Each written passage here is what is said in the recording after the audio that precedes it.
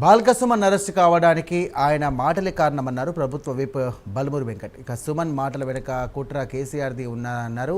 మీకు కోపం ఉంటే తమపై దాడి చేయాలని అన్నారు. సామాన్య ప్రజలు తిరిగే రైళ్లపై అక్కసు ఎందుకు అంటూ కూడా ఆయన ప్రశ్నించారు. రైళ్లలో తిరిగేది ఎస్సీ, ఎస్టీ, బీసీ, మైనార్టీ పేదలని అంటూ కూడా మీకు ఓటేయలేదా అని వాళ్ళపై కోపమా అంటూ కూడా ఆయన ఫైర్ అయ్యారు.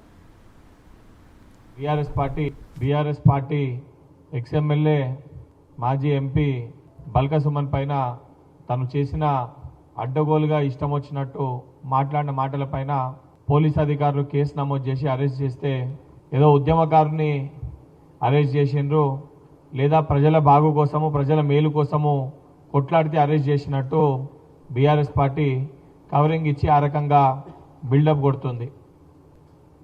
ప్రజలకి సంబంధించి ప్రజలు ప్రయాణించే రైలు పట్టాలని కోసి పడేయండి అని చెప్పి చాలా అవహేళనతోటి ఎగతాళితోటి నవ్వుకుంటా ఒక పైశాచిక ఆనందం పొందుతూ కోసి పడేసేయండి అని చెప్పి కార్యకర్తలకి పిలుపునిస్తుండు.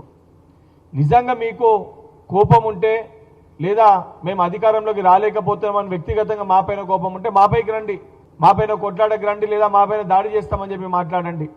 కానీ సామాన్యమైన ప్రజలు ఎస్సీ, ఎస్టీ, బీసీ, మైనారిటీ, బడుగు బలహీన వర్గాలు, మధ్యతరగతి కుటుంబాలు ఈరోజు రైల్లో ప్రయాణిస్తారు. వాళ్ళు ప్రయాణించే రైలు పట్టాలని కోసేసేయండి అంటే వాళ్ళపైన ఎందుకంత కోపము? మీకు ఓట్లు వేయలేదనా? బీఆర్ఎస్ పార్టీకి వాళ్ళు ఓట్లు వేయకుండా బండకేసి కొట్టిరని చెప్పా? సామాన్యమైన ప్రజలు ప్రయాణించే రైలు పట్టాలని కోసేసేయండి అని చెప్పి మాట్లాడుతున్నాము. BRS party